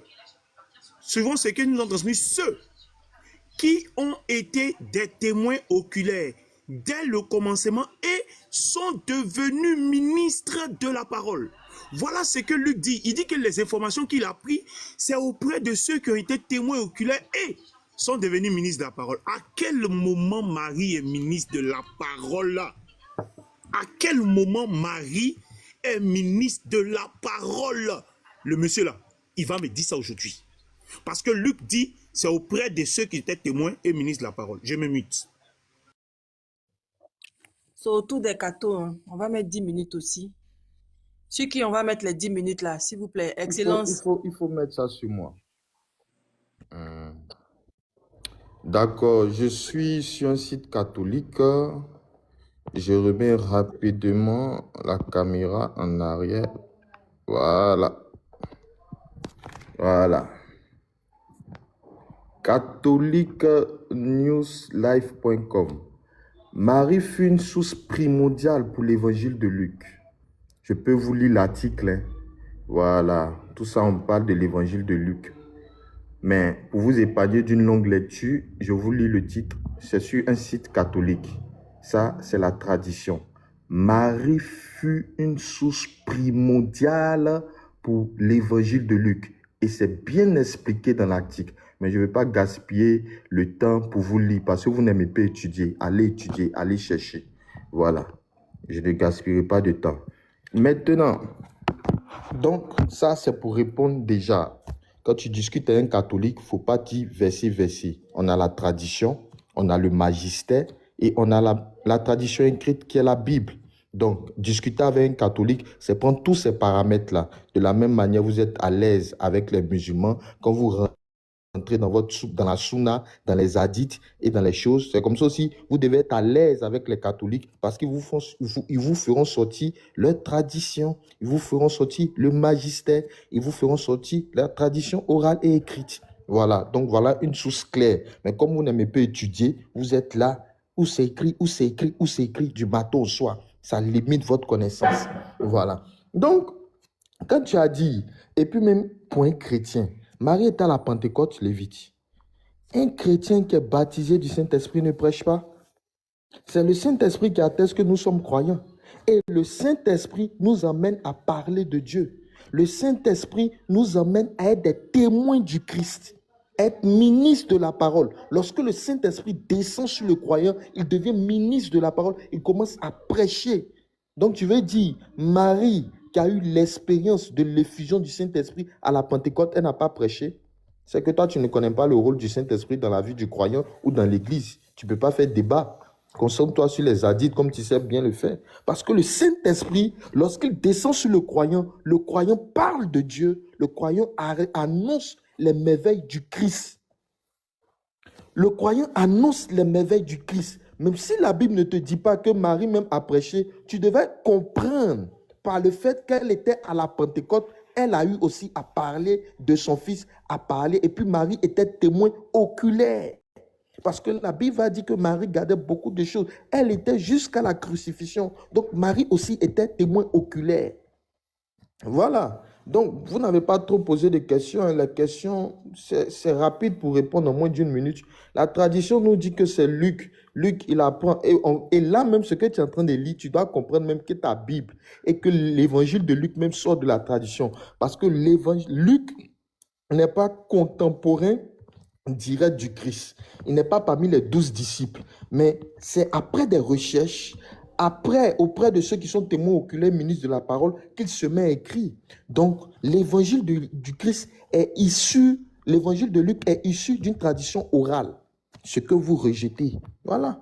Ce que vous rejetez. L'évangile de Luc est issu d'une tradition orale. C'est clair. C'est clair.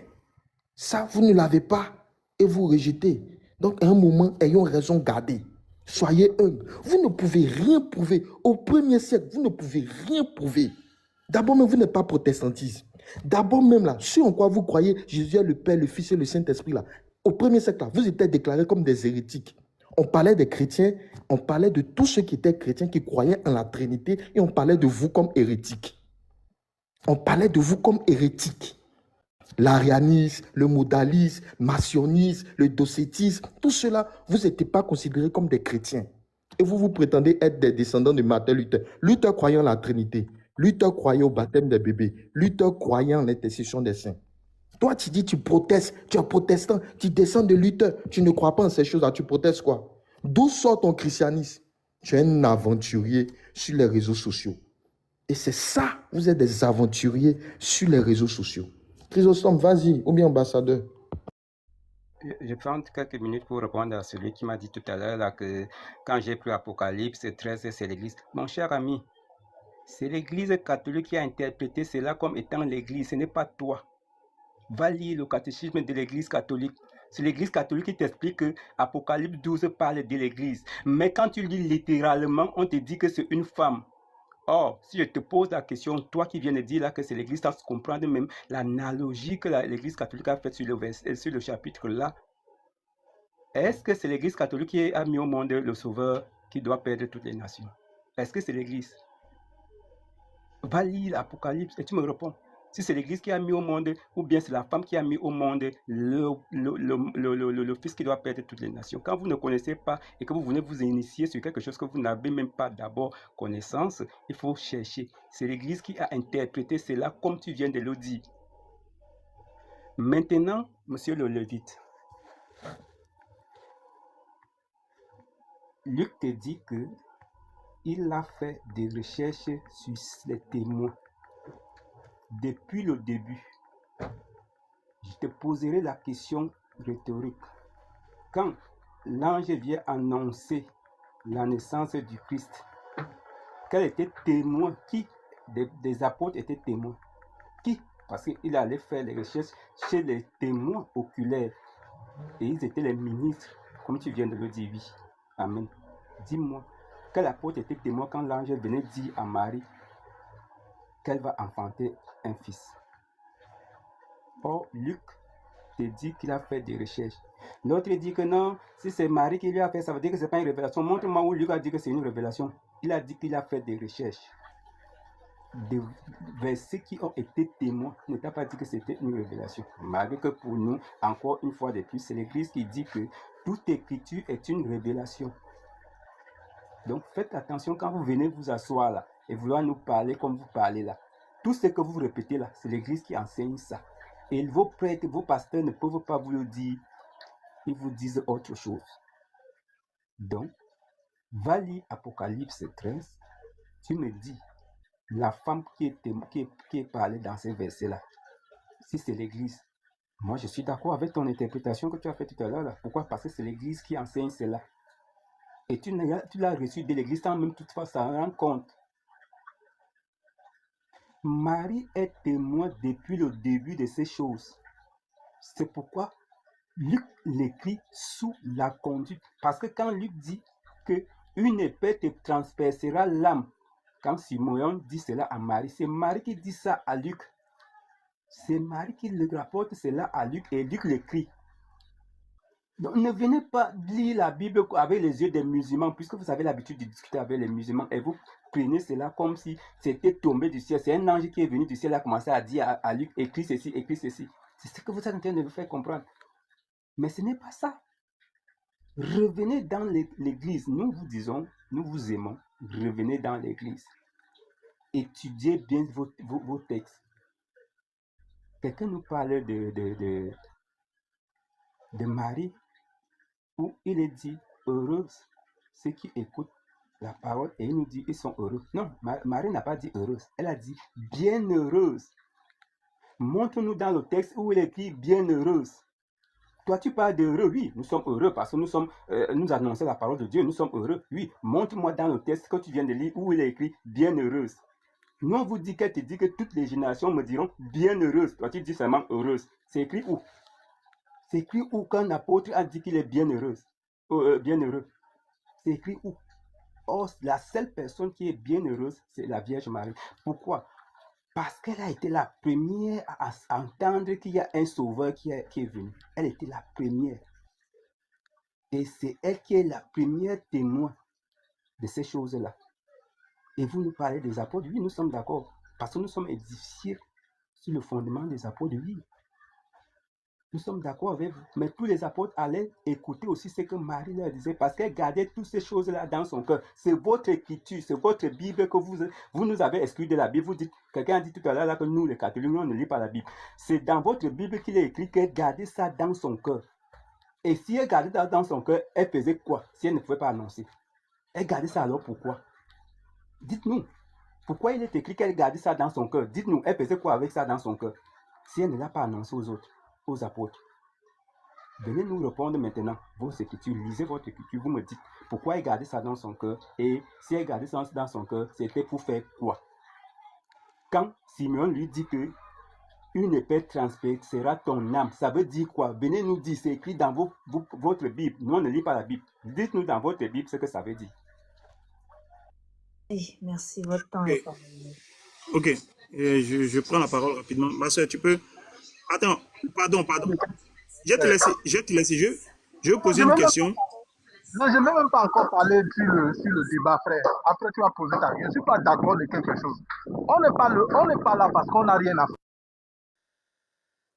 Attendez, s'il vous plaît, il y a le frère Winner qui avait posé... Attends, le Lévite, il y a le frère Winner qui avait posé une question. Je ne sais pas s'il est... Voilà, sœur, que Dieu te bénisse encore. Que Dieu te bénisse. bénisse. Oui, Jim Satan, il y a le frère Winner qui avait posé... Excusez-moi, pardon. Avant d'arriver à sa question, je veux juste que c'est une petite motion que je veux faire. On n'est pas ici parce qu'on n'a rien à faire. On n'a pas rien, on n'a rien à faire, on est juste là pour... Et puis les gens viennent faire n'importe quelle déclaration, chacun vient raconter ce qu'il veut.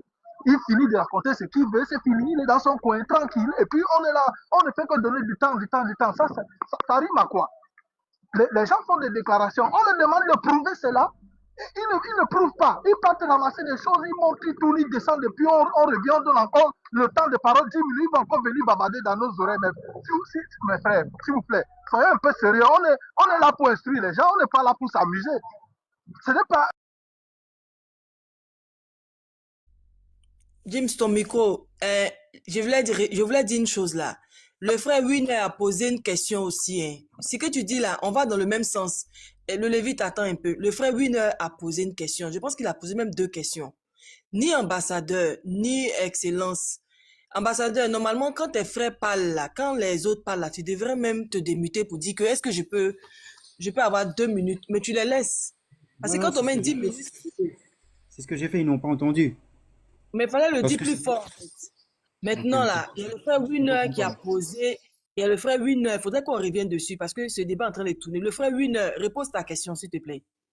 C'est une question de clarification. Avant même qu'on ne commence à ouvrir la Bible, là, il faut que vous nous dites ça. Vous faites une prière à Marie. Sainte Marie, Mère de Dieu, priez pour nous maintenant et à l'heure de notre mort. Donc, considère que Marie entend ce que vous dites et que Marie va transmettre le message que vous êtes en train de dire.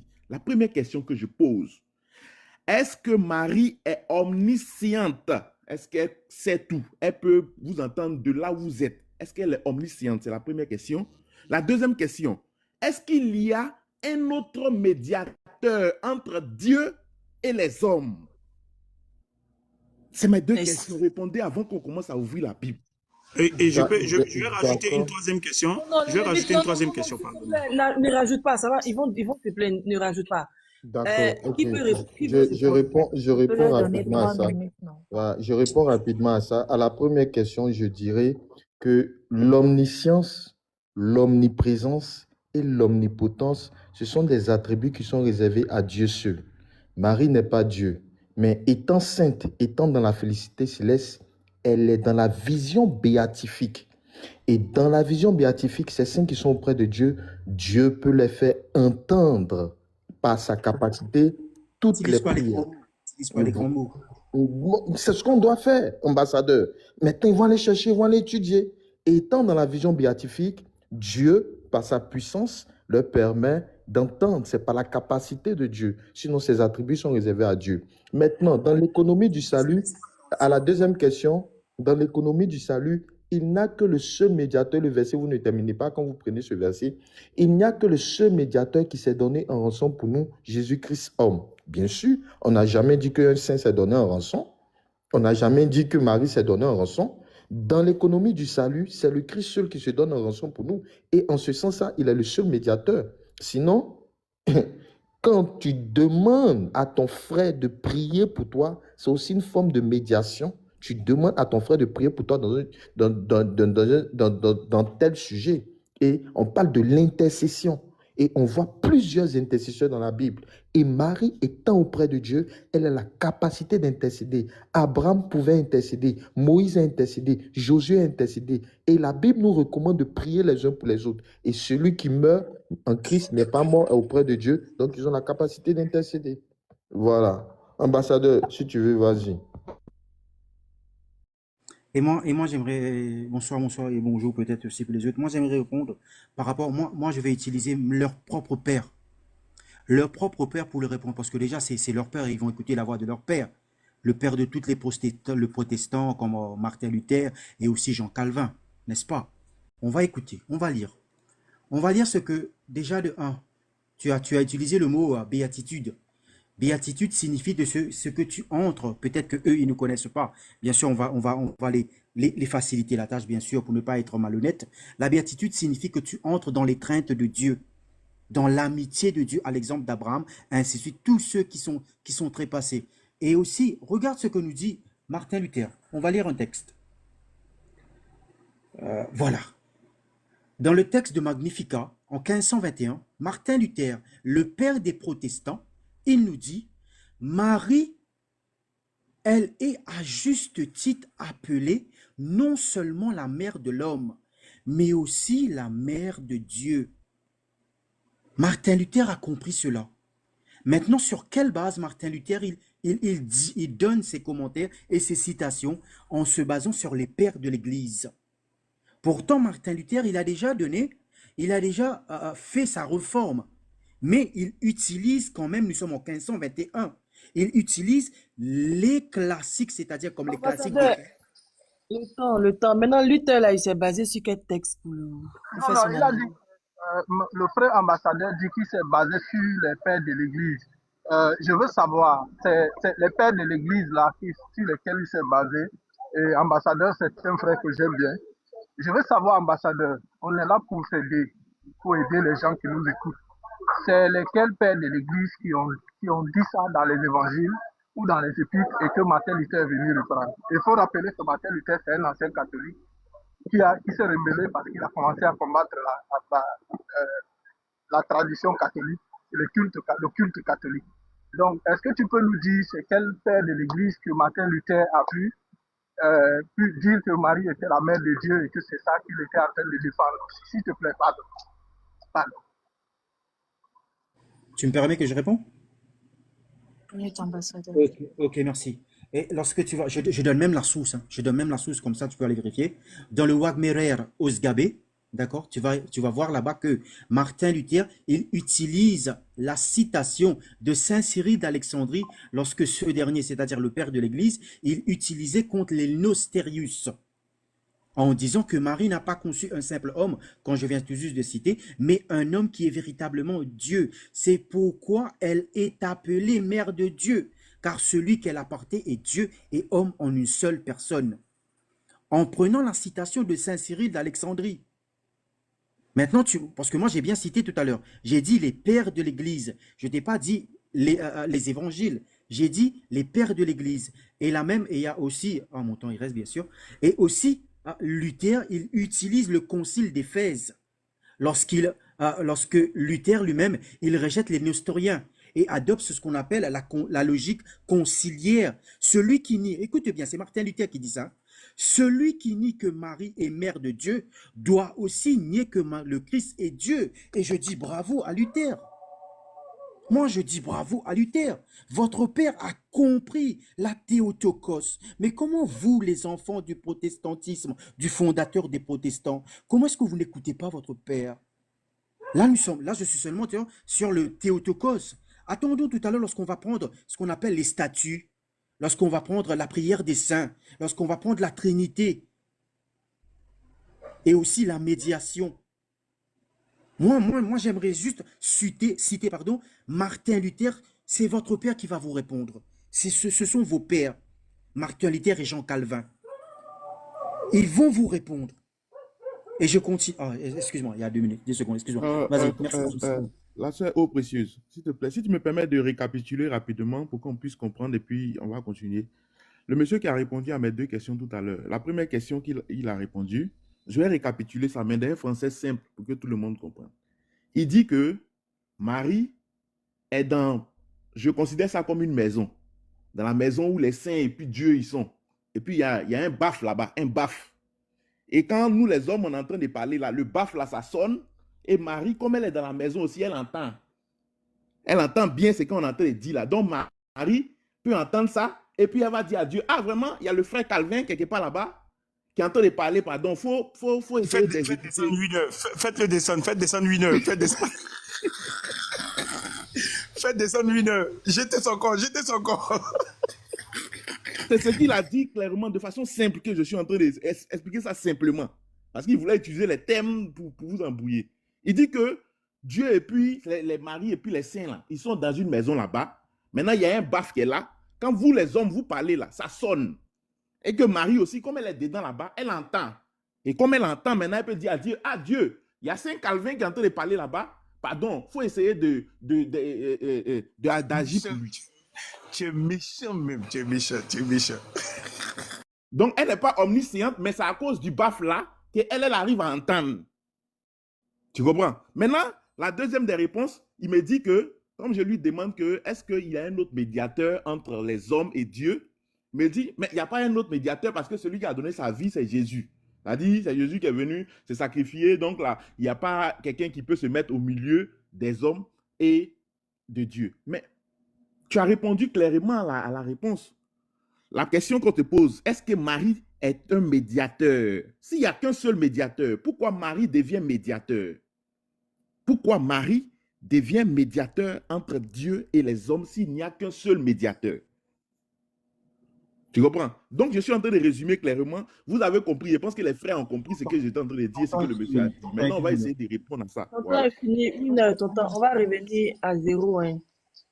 C'était au Lévite de parler. Bon, comme tu avais tes questions, les cathos, vous pouvez aussi faire la même chose. Hein. On va donner 10 minutes et puis après, bon, si vous avez des questions, on va faire la même chose. Je peux poser aussi ma question. Non, après les 10 minutes, s'il te plaît. Moi, je vais m'arrêter là. Hein, je vais m'arrêter là parce que ça devient un peu autre chose. Parce que moi, honnêtement, hein, je pensais qu'on allait discuter sur des écrits de la parole du Seigneur, mais je me rends compte qu'on sort un peu et on va dans des écrits, comme je voyais dans les commentaires, les hadiths catholiques, etc., etc. Et moi, quand c'est comme ça, franchement, ça me désole un peu. Donc, moi, je vais me retirer de cet échange. Voilà, et puis je vais laisser les autres parler parce que où on rentre dans cette affaire des hadiths catholiques, etc. Lui-même, il dit vers qui il est parti prendre là. Ce sont des gens qui sont devenus ministres de la parole. Ministres de la parole. On lui demande où Marie est devenue ministre de la parole là. Il dit que quand il prêche. Mais qui t'a dit que celui qui prêche ou qui annonce Jésus est ministre de la parole? Bon, moi, vraiment, je vais les laisser. Les frères, allez-y. Merci. C'est bon. Parole à Unique Boy. On va donner Merci la beaucoup. parole à lui. Shalom à tous, shalom aux précieuses. Le Lévite, mais je voudrais savoir un truc avant que tu le descendes. Dis-moi, est-ce que c'est vous qui avez dit aux catholiques que notre père, c'est Martin Luther? Martin Luther. Martin Luther. Jamais de la vie, jamais. Merci. Avant Merci beaucoup. même. Merci beaucoup. Voici ce que nous disent les Écritures. Deutéronome 4, verset 2. Vous n'ajouterez rien à la parole que je vous commande et vous ne retrancherez rien afin de garder les commandements de l'Éternel votre Dieu. À moins que vous n'avez pas pour Dieu l'Éternel que nous citons ici. Deutéronome 12, le verset 32. Tout ce que je vous commande, vous aurez soin de le faire. Tu n'y ajouteras rien, tu n'en retrancheras rien. Donc jusque-là, le Seigneur est clair sur un point. Le point sur lequel il est clair, l'apôtre Paul va nous le rappeler plus tard, c'est de ne rien ajouter, c'est de ne rien retrancher. Ce que vous appelez les hadiths, nous on n'en connaît pas. Nous n'avons qu'un seul livre, c'est la Bible, c'est notre référence. Et cette Bible, ce livre a tout dit. Il n'y a pas une virgule qui manque. Le Seigneur a été clair. Je suis surpris de voir que, voilà, le frère William a parlé du baffle. Je suis vraiment surpris, ça m'a fait tellement rigoler. J'aimerais d'abord que vous compreniez une chose. Martin Luther, que vous citez, n'est pas nous notre Père. N'est pas nous notre Père. Notre Père, c'est le Seigneur Jésus-Christ. Ça, il faut que vous le mettiez dans la tête. Notre Père, c'est le Seigneur Jésus-Christ. Matthieu 23, 9 à 10 nous dit, n'appelez personne sur la terre votre Père, car vous n'avez qu'un seul Père, celui qui est au ciel. Ici, on parle du Père spirituel, c'est notre Père. On ne parle pas du Père biologique. Hein. Voilà, parce que quand on parle de quand on cite ce verset, il y en a qui disent que non, est-ce que notre papa, c'est notre Père? C'est pas de ça on parle. On parle ici du spirituel. Donc, Martin Luther, que vous citez, moi, je ne le connais pas. Je ne sais pas qui il est. Donc, laissez affaire de Martin Luther. Laissez-le de côté. Si c'est lui que vous prenez pour essayer de confirmer ce que vous voulez nous faire avaler là, c'est que vous êtes déjà de côté, s'il vous plaît. Tu as dit que Marie n'est pas omnisciente et que cet attribut n'est réservé qu'au Seigneur, n'est réservé qu'à Dieu. Bon, ça veut dire que le débat est fini normalement. Le débat est fini. S'il doit avoir un baf quelque part, et que toutes les prières des saints doivent ressortir, il aurait écho. Regardez, on est sur le panel, dès que quelqu'un se démute, on dit écho, écho, écho, écho, écho. Mais vous imaginez l'écho qu'il y aurait dans les cieux là-bas s'il y avait vraiment une baffe quelque part où tous les saints sont en train de prier, puis ça sort, il aurait de l'écho, frère. Et ça, il aurait de l'écho. Le Seigneur sera obligé de les muter un à un au point où Marie ne pourra même plus écouter une seule prière. Parce que s'il faut muter tous ceux qui parlent au même moment, le Seigneur va les muter. Marie va écouter qui? Maintenant, voici ma question. Et j'espère que quand vous allez prendre la parole, vous allez pouvoir répondre. Moi, ma maman a existé avant moi. Ma mère a existé avant moi. Voici ma question. Dès que vous répondez par la négation, ça veut dire que le débat est fini. Vous dites que Marie est la mère de Dieu. Voici ma question. Est-ce que la mère de Dieu a existé avant Dieu? Ma question est claire, hein? Moi, ma mère, là, elle a existé avant moi. C'est elle qui m'a donné naissance. Vous dites que Marie est la mère de Dieu. Est-ce que la mère de Dieu, là, est-ce qu'elle a existé avant Dieu? Si elle n'a pas existé avant Dieu, ça veut dire qu'elle ne peut en aucun moment, elle ne mérite même pas le titre de mère de Dieu. Impossible. Vos mamans ont existé avant vous.